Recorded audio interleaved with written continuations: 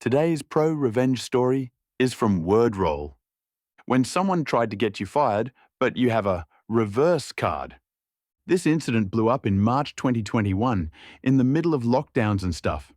It would probably be recognizable to people I work with. Hopefully, they don't read this thread, haha.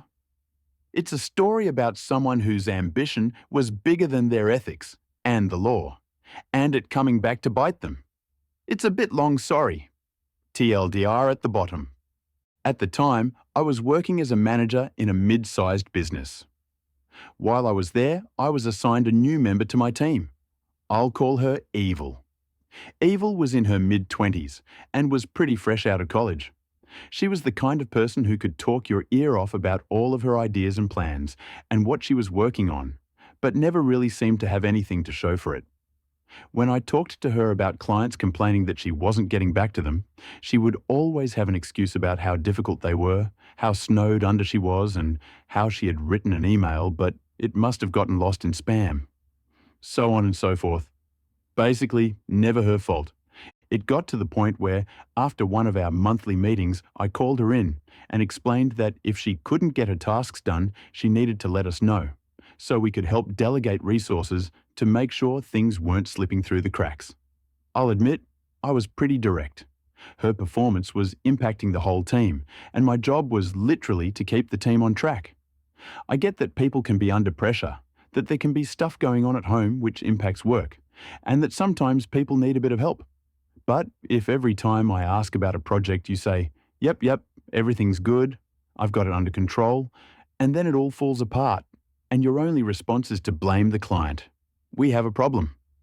I explained that I wasn't going to start formal performance management or anything like that, but from now on, I'd like her to check in with me on Monday mornings for 10 minutes to go over objectives for the week and to check if she needed support with any of her clients.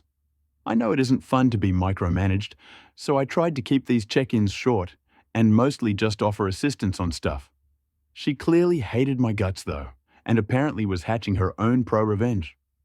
Now, part of my role included use of a purchasing card, which wasn't in my name but I had access to. I was given the card to basically make small purchases for the office or spend up to $520 on clients. The card was kept in an office I shared with another team manager, where we both could access it when we needed it. One day I get a call from accounts asking about a few abnormal purchases on the card.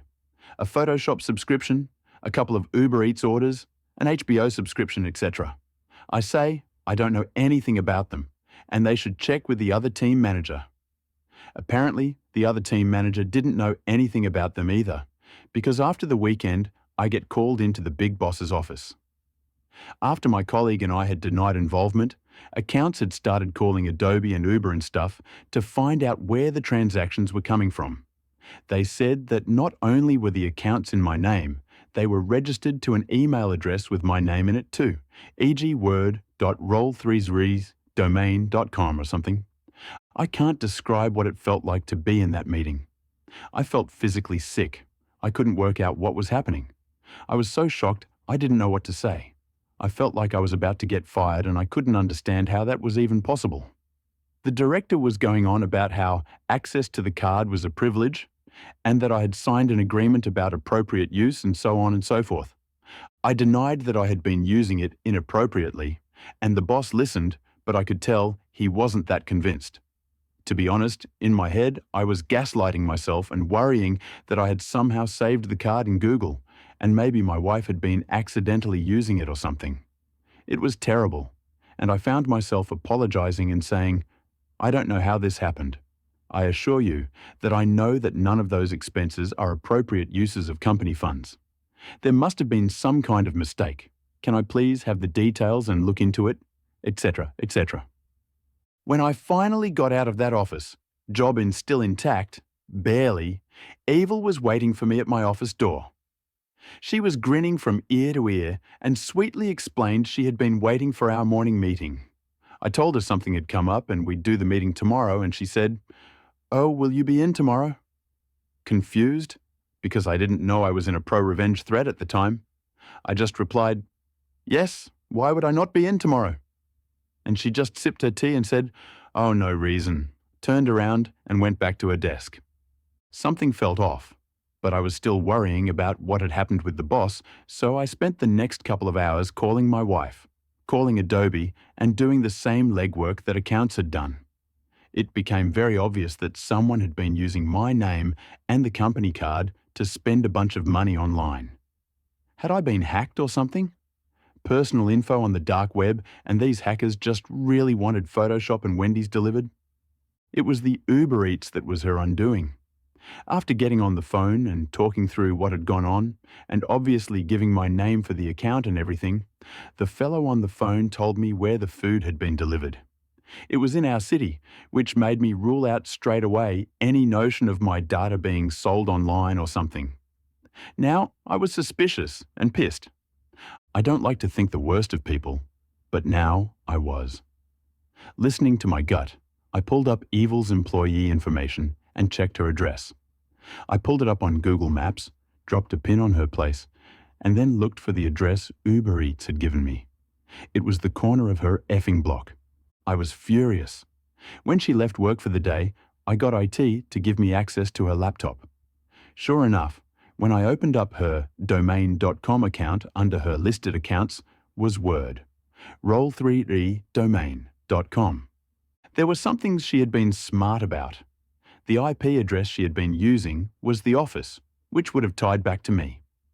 She had even had the food delivered to a different address. She had even made a fake email address. But saving her passwords on a work computer was a mistake. I called the boss that night and explained what I had found, and kept the IT guy with me to support the fact that I hadn't just logged into her computer and made it all up. The next day, the boss called her into the office and fired her so bad there were red trucks lining up outside the building.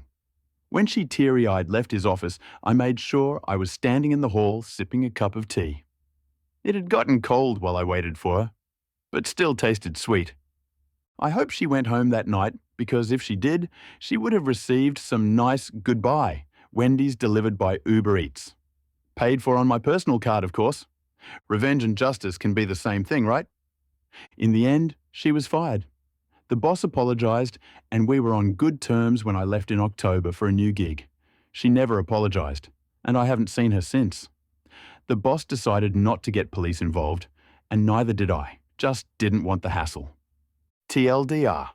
One of my fellow employees steals a company card and starts making Uber Eats and other purchases in my name to get me fired. I find her out and get her fired and send her some going away, Wendy's, to help her out the door. The revenge was prompt and striking.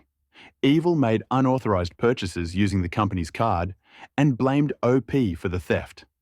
However, the investigation and some mistakes that Evil made during this revealed that it was not OP, but Evil, who misused the company's resources. This revelation ultimately led to Evil's removal from the company. Evil's departure was satisfying. The next story is from Egnard's. I guess it's my business now. A tale in 5 acts. I've wanted to post this tale here for a long time. I've started the post many times, walking away from the computer and giving up each time. Note that like many tales here, many trivial to the story details have been changed. What is important to note is that the way my industry runs is essentially via monthly service contracts with clients. There are 3 major players in the story: myself, Egnard's, old owner, let's call him Steve, and new owner, let's call him Kyle. Act 1. Do what you love. As an aimless teenager, I started working for a small business owned by Steve. It turns out I really enjoyed what I did. So slowly over time, my life plans shifted to make sure I could continue to work for Steve for the long term. This included transferring to a local college, and because the business was predominantly run on part-time hours, making sure that any other jobs I had never conflicted with the hours I was expected to work for Steve. Steve was flawed, but overall a good boss who mostly looked out for me. I certainly think over the years he had taken advantage of me in small ways. But looking back, I really have no complaints. The thing is that while when I started working for Steve, the business name recognition was always directed towards Steve, over the years it eventually became Go to Egnard's, he's the best. This got to the point where I do indeed truly believe that if I did not end up working for Steve, it's very likely his business would have been nowhere near as successful as it eventually became. As years went on, it was heavily implied that when Steve retired, the business would go to me. It was never specifically stated, but Steve did have a way about skirting around those types of issues and giving me hope. Act 2. Enter Kyle. About 3 years before COVID, Steve decided to retire and sell his business. He did indeed fulfill his promise by making a half-assed attempt to sell it to me at an unreasonable price, but it was very clear he already had another buyer in mind, Kyle. Kyle owned another local business just outside of our market area in the same industry. Because of the way the industry worked, there really was much, if any, overlap in potential customers, but Kyle had a very large amount of money and was willing to buy. What is important to note here is that, again, I do truly believe that if I didn't play ball and agree to work for Kyle, my role was so integral to operation at our business that there is no possible way a sale could go through. Over the course of negotiations, Kyle ended up buying the business and putting me in charge of running the day-to-day, something I was mostly already doing, but with a few more administrative tasks tacked onto it. The thing is, my name was still the name in town, and Kyle made zero effort to ever be on location, so nobody that did business with us ever really knew who Kyle was. Act 3. Kyle's kind of a dick, and how I learned to stand up for myself. All was well for a while.